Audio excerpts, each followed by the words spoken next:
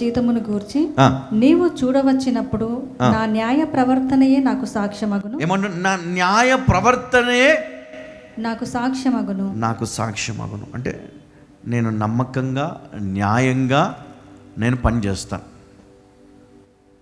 వేరే ఏం లేదు ఇక్కడ. ఇదే నాకు సాక్ష్యం. హల్లెలూయా. అంటే నీ మనస్సాక్షికి నువ్వు జవాబు చెప్పేటట్టు ఉండాల. నీ యజమానిని మోసం చేస్తున్నావా? లేకపోతే దేవుని నువ్వు మోసం చేస్తున్నావా? నువ్వు ఎవరిని మోసం చేస్తున్నావు? ఎవరిని మోసం చేయట్లేదు.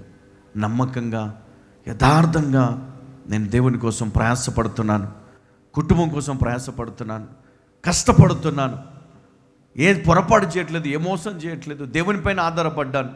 అప్పుడు దేవుడు ఆ కష్టార్జితమును వారికి ఇస్తాడు. హల్లెలూయ. ఇక్కడ మోసపోయినా ఇంకొక దగ్గర నుంచి దేవుడు నిన్ను పోషిస్తాడు. హల్లెలూయ. ఇక్కడ నువ్వు ఓడిపోయినా ఇంకొక స్థలములో దేవుడు నిన్ను పైకెత్తుతాడు. హల్లెలూయ. యోసేపు ఒక దగ్గర పడిపోయడం, ఒక దగ్గర చెరసాలకు వెళ్ళిపోయాడు, ఇంకో దగ్గర దేవుడు డోర్ ఓపెన్ చేశాడు అతనికి. హల్లెలూయ. అవునా కదా? ఓపెన్ చేశాడా? ఎందుకు ఓపెన్ చేశాడు? ఆయన యథార్థవంతుడు, దేవుని పైన ఆధారపడ్డాడు, విశ్వాసం ఉంది, భయం ఉంది దేవుడు అంటే. అతన్ని ఆశీర్వదించాడు దేవుడు. నిన్ను కూడా ఆశీర్వదిస్తాడు దేవుడు. నిన్ను కూడా హెచ్చిస్తాడు దేవుడు. నిన్ను కూడా పోషిస్తాడు దేవుడు. నిన్ను కూడా ఆయన అన్ని విషయంలో కాపాడుకుంటాడు. హల్లెలూయా. అందుకని నువ్వు ఏం చేయాలంట? దేవుని నుండి దూరము వెళ్ళిపోవద్దు. 31:13 ఆదికాండము 31వ అధ్యాయము. నీవెక్కడ స్తంభము మీద నూనె పోసితివో, ఎక్కడ నాకు మొక్కుబడి చేస్తివో ఆ బేతేలు దేవుడను నేనే. ఇప్పుడు నీవు లేచి ఈ దేశములో నుండి బయలుదేరి నీవు పుట్టిన దేశములకు తిరిగి వెళ్ళుమని నాతో చెప్పాను. అందుకు రాహేలును లేయాయు, ఇంకా మా తండ్రి ఇంట మాకు పాలు పంపులు ఎక్కడివి? చాలా చూడండి, ఇక్కడ దేవుడు ఒక సమయం వరకు నిన్ను కష్టపడనిస్తాడు. ఆ సమయం రావాల. అబ్రహాంను కూడా ఒక సమయం వరకు దేవుడు తన తండ్రి ఇంట్లో పెట్టాడు. సమయం వచ్చిన తర్వాత ఇక్కడి నుంచి లేచి నువ్వు బయలుదేరు అన్నాడు. దేవుడు నిన్ను కూడా ఇంతకాలము దేవుడు గమనిస్తూనే ఉన్నాడు.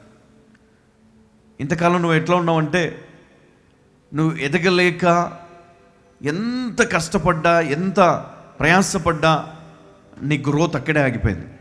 కానీ ఈరోజు దేవుడు నీ గ్రోత్ని ఏం చేయబోతున్నాడు? రేస్ చేయబోతున్నాడు. హల్లెలూయా. హల్లెలూయా.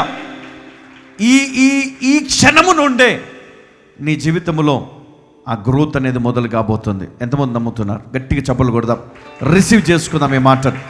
ఎస్, నేను ఎదగబోతున్నాను, నేను ఆశీర్వదించబడుతున్నాను, నేను దేవుని మహిమ చేత అభిషేకముతో నింపబడుతున్నాను. అవును, జ్ఞానముతో నింపబడుతున్నాను.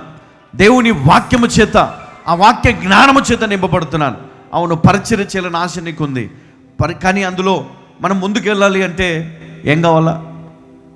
దేవుని కృప, దేవుని జ్ఞానము, దేవుడిచ్చు ఆ సర్వాంగ కవచం. మరి దేవుడు ఏమంటున్నాడు? నేను నీకు ఇస్తున్నాను, ఇదిగో ఇక్కడ నుండి మీరు ఇక్కడ నుంచి బయలుదేరండి. I'm the God of Bethel అన్నాడు ఇక్కడ కదా. నువ్వు ఎక్కడైతే రాయిని పెట్టి నూనె పోసి ఆయన పడుకున్నప్పుడు ఒకసారి అక్కడ ఆయనకి ఒక కల వచ్చింది. ఆయన నిజంగా లేచి ఇక్కడ నిజంగా దేవుడు ఉన్నాడు.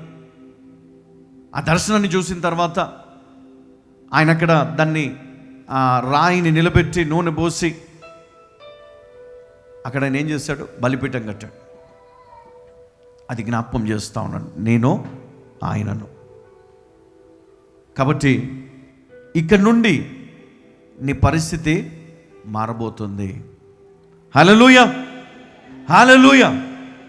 31:4 యాకోబు పొలములో తన మంద యొద్దకు రాహేలును లేయాను పిలువనంపి వారితో ఇట్లా, నేను మీ తండ్రి కటాక్షము నిన్న మొన్న నా మీద ఉండినట్లు ఇప్పుడు నా మీద ఉండలేదని నాకు కనబడుచున్నది. అయితే నా తండ్రి యొక్క దేవుడు నాకు తోడయ్యున్నాడు. చాలమ్మా. చూడండి, కొన్నిసార్లు మనము వాళ్ళపైన వీళ్ళపైన డిపెండ్ అయిపోతాం. కొన్నిసార్లు బ్యాంక్ లోన్ పైన డిపెండ్ అవుతాం. కొన్నిసార్లు శాలరీ పైన డిపెండ్ అవుతాం. కొన్నిసార్లు మనము పేరెంట్స్ పైన డిపెండ్ అవుతాం, కొన్నిసార్లు భర్త పైన లేదా భార్య పైన, లేకపోతే ఎవరో ఒక వ్యక్తి పైన డిపెండ్ అవుతాం. నువ్వు ఎవరిపైన డిపెండ్ అయినా, వాళ్ళు నిన్ను చూసినా చూడకపోయినా ఒకటి గుర్తుంచుకో, ఎవరు నిన్ను చూస్తున్నారంట? ఏమన్నాడమ్మా ఇక్కడ? దేవుడు నాకు తోడై ఉన్నాడు. హల్లెలూయ, హల్లెలూయ. ఎవరు నీకు తోడై ఉన్నా, ఎవరు నీకు ఆధారమై ఉన్నా లేకపోయినా గుర్తుపెట్టుకోండి, దేవుడు నీకు తోడుగా ఉన్నాడు. ఎవరు నీకు మాట ఇచ్చారు, మాట తప్పారు, కానీ దేవుడు నీకు తోడై ఉన్నాడు. కాబట్టి ఏ మాటనైతే వారు నీకు ఇచ్చారో అంతకంటే గొప్పగానే దేవుడు నిన్ను ఆశీర్వదిస్తాడు. నువ్వు వాళ్ళ చేతిలో ఓడిపోయినా, మోసపోయినా, దేవుడు నిన్ను అంతకంటే గొప్పగా ఆశీర్వదించి వారిని సిగ్గుపరుస్తాడంట. హల్లెలూయా. దేవునితో రిలేషన్ నువ్వు బిల్డ్ చేసుకోవాలా. Build a great relationship with God. Great relationship. దేవుడు ఉన్నాడా? ఉన్నాడు. అట్లా కాదు, ప్రతి నిమిషము దేవా అని నువ్వు పలుకుతే ఆయన నీకు జవాబు ఇచ్చేటట్టు ఉండాలి. ఈరోజు అట్లా ఉన్నామా? ఉన్నారా? ఎవరన్నా? ఎవ్వరు లేరు. ఎందుకు లేరు? ప్రార్థన ఏది నీ జీవితంలో? సమయం ఎక్కడిచ్చావు? సమయం లేదు, ప్రార్థన లేదు. ఇంకా ఎప్పుడు దేవుడు మాట్లాడతాడు? ఎప్పుడు దేవుడు నీకు జవాబు ఇస్తాడు? ఎలా తెలుసుకుంటావు నువ్వు? ఎంతమందికి ఆశ ఉందమ్మా? హల్లెలూయా, హల్లెలూయా.